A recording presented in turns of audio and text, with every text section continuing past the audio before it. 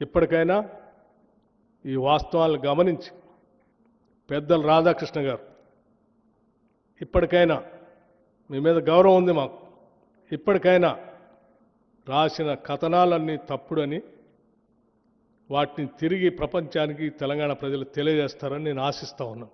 అలా జరగనప్పుడు నా పరువు ప్రతిష్టలకు భంగం కలిగేటట్టుగా 40 ఏళ్లుగా నేను పోగేసుకున్నటువంటి క్యారెక్టర్ అసాసినేషన్ చేశారు మీరు. ఇది తగదండి, మీకు ఇది తగదు. నా ప్రయాణం చాలా సుదీర్ఘమైనటువంటి ప్రయాణం ఇక్కడ రావటానికి. ఒక్క రోజులో వచ్చిన ప్రయాణం కాదు నాది. ఎన్నో కష్ట నష్టాలు కోర్చి, ఎన్నో వ్యయ ప్రయాసాలు కోర్చి, ఎన్నో ఒత్తిళ్లను తట్టుకొని నేను ఎడదాకా వచ్చాను. ఆ వచ్చింది ఒక లక్ష్యం కోసం, ఒక సంకల్పం కోసం. నేను ఇటువంటి చిల్లర పనుల కోసం రాలేదు, చిల్లర కార్యకలాపాల కోసం రాలేదు. నాకు వేరే ఉన్నతమైనటువంటి ఆలోచనలు, భావాలు ఉన్నాయి.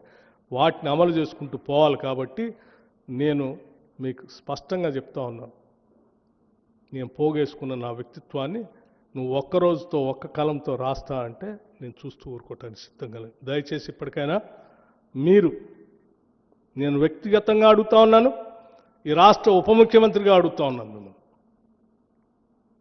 రాసిన దాన్ని పొరపాటని మీరు తిరిగి వాస్తవాలన్నీ ప్రచురిస్తారని ఆశిస్తా ఉన్నాను.